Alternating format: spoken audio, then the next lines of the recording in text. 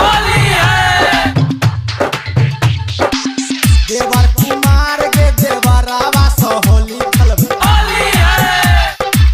देवर कुमार के देवरावा सो होली है। देवरावा सो होली है। देवर कुमार के देवरावा सो होली खेलबे होली है। देवरावा सो होली खेलबे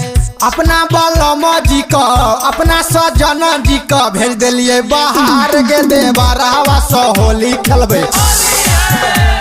देवरावा सो होली खेलबे देवर कुमार के देवरावा सो होली खेलबे देवर कुमार के देवरावा सो होली खेलबे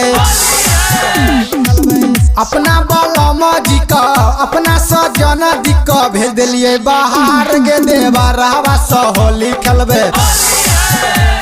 देवरावा सो होली खेलबे देवर कुमार के देवरावा सो होली खेलबे देवर कुमार के देवरावा सो होली खेलबे अखन अपने सब सुन रहल छी फारूक संजीत सिंघानिया का देवर कुमार के देवरावा सो होली खेलबे देवरावा सो होली खेलबे रंग लगेते रंग हम लगेबे संगे मजा लुटबे के पल में लंगा पल में चोली खोल कर रंग लगेते गे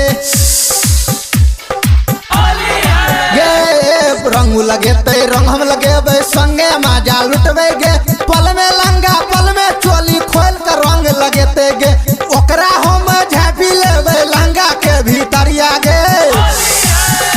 ओकर लंबा लंबा काला काला छे बड़का बाल गे देवरावा सो होली खेलबे देवर का माल गे देवरावा सो होली खेलबे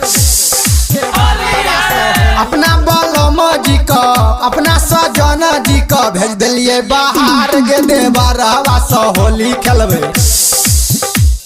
देवरावा सो होली खेलबे देवर कुमार के देवरावा सो होली खेलबे देवर कुमार के देवरावा सो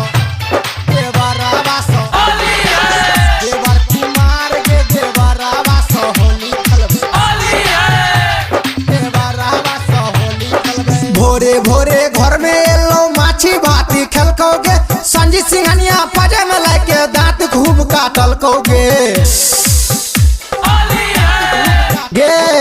भोरे भोरे घर में एलो माछी भाती खेलकोगे संजीत सिंघानिया पजे में लाके दांत खूब काटलकोगे सच के छोरा जिंदर देवर बिपिन नहीं छोड़लकोगे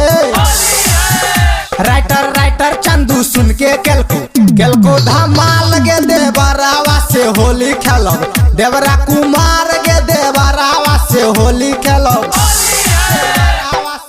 अपना बलमा जी का